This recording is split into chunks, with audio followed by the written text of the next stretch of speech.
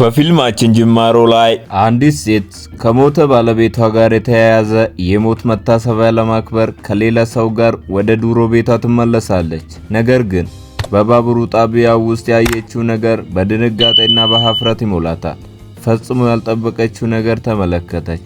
ባለቤቷ ከሞተ 10 ዓመታት አልፈዋል። ሆኖም ግን ውሻው ሃቺኮ ለነዛ 10 ረጅም ዓመታት በጣቢያው መግቢያ ላይ ቤተሰቡ ሲጠብቅ ቆይቷል። አሁንም እየጠበቀ ነው።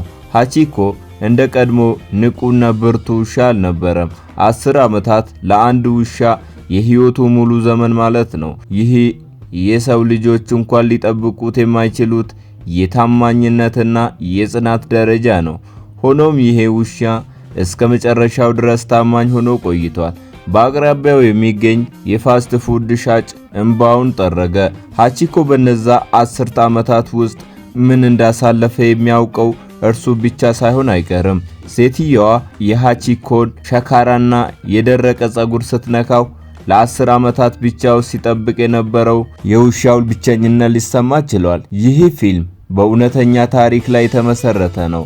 እናም ታሪኩ የኛ ሀገሩን የጎፋው ኢንጂነር ለማ ኃይሌ ጋር ተመሳሰለብኝ። የታማኙ ውሻ የሃቺኮ ታሪክ የሚጀምረው በአንድ ትንሽ ከተማ በሚገኝ ስራ በሚበዛበት የባቡር ጣቢያ ነው። አንድ ንጹህ ትንሽ ቡችላ በሰዎች መካከል ጠፋ። ምናልባትም የአጋጣሚ ነገር ሆኖ ከስራ ወደ ቤት በሚመለሰው የሙዚቃ ፕሮፌሰር ፓርከር ጋር ተገናኙ። ሄ ጓደኛዬ ጠፋ እንዴ ብሎት ፓርከር በቀስታ አንስቶት ባለቤቱን ለማግኘት ዙራውን ተመለከተ። ነገር ግን የመጨረሻው ባቡር ከሄደ በኋላ ማንም አልመጣም ነበር። ስለዚህ ፓርከር የጣቢያው ስራ አስኪያጅ ቡችላውን በጊዜያዊነት እንዲያቆይለት ጠየቀ። ስራ አስኪያጁ ግን እምቢ አለ። ባስቀምጠውም ሊቆይ የሚችለው ለአንድ ምሽት ብቻ እንደሆነ ነገረው። በሚቀጥለው ቀን ማንም ካልመጣ ቡችላው ወደ እንስሳት መጠለያ ይላካል። ፓርከር ተጨንቆ በመጨረሻ ቡችላውን ወደ ቤቱ ለመውሰድ ወሰነ። ባለቤቱ እንስሳት ስለማትወድ ፓርከር ቡችላውን በክፍሉ ውስጥ ደበቀውና እንዳይዞር ነገረው። በሩን እንደዘጋው ሚስቱ ልትቀበለው ወጣች። ለሱ የሚሆን አስገራሚ ስጦታ ወይም ሰርፕራይዝ እንዳላት ነገረችው።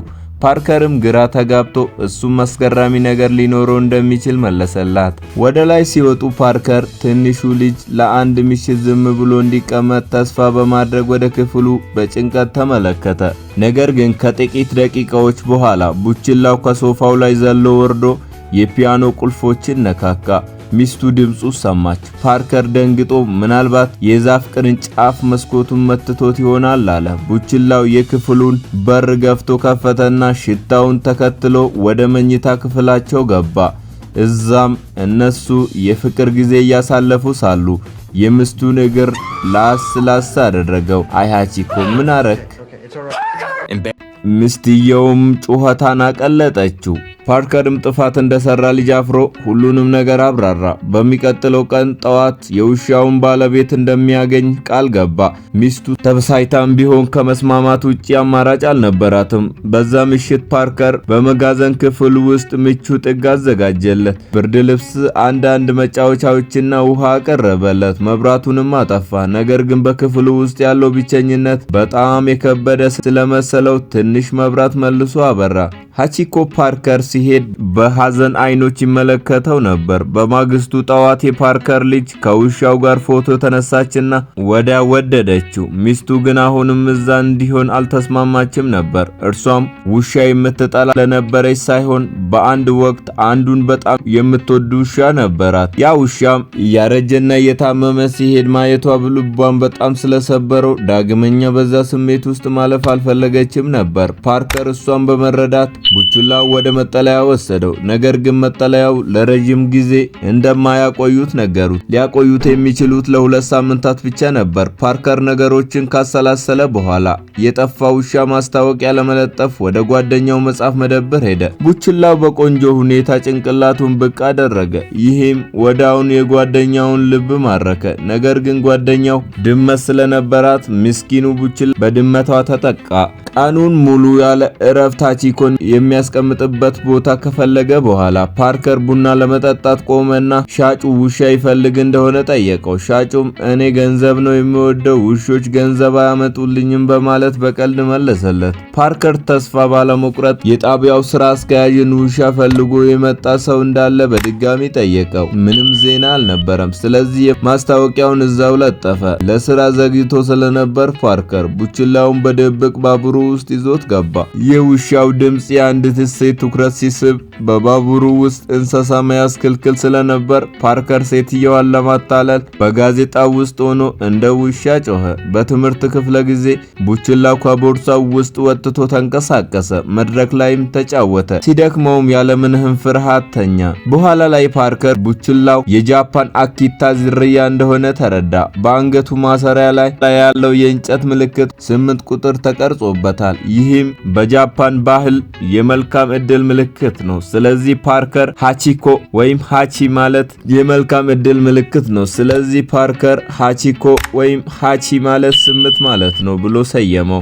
አሁንም ጓደኛውን እንዲያሳድገው ሲጠይቀው ጓደኛውም በቀልድ መልክ ሃቺኮ ቀድሞውኑ ምርጫውን አድርጓል አለው። ከሰዓት በኋላ ፓርከር ሃቺኮን በድጋሚ ወደ ቤቱ አመጣው። ሚስቱ ምንም ማድረግ እንደማትችል ተረዳች። ውሻውን ስም እንዳወጣለት ስትሰማ ደግሞ ነገሩ አከተመ።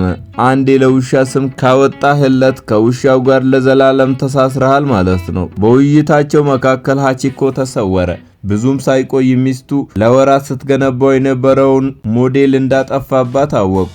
በጣም ተቆጥታ ሁለቱንም ከቤት አስወጣቻቸው። ፓርከር በጥፋተኝነት ስሜት ሃቺኮን በስቶር ክፍል ውስጥ አኖሮ። በዛ ምሽት አውሎ ነፋስ መጣ። ሃቺኮ ጥፋት እንደሰራ እንደሚያውቅ ሰው ዝም ብሎ ተኛ። ፓርከር ግን ይፈራ ይሆን ብሎ ተጨነቀ። ፓርከር ውሻው ወደ ውስጥ አስገብቶ በሞቀው ሳሎን ውስጥ እንዲተኛ አደረገው። ወደ መኝታ ክፍሉ ለመመለስ ስላፈረ ፓርከር ከሃቺኮ ጋር ሶፋው ላይ ተኝቶ ቤዝቦል እያዩ እንደ ሁለት ጓደኛ ምግብ አብሮ በሉ።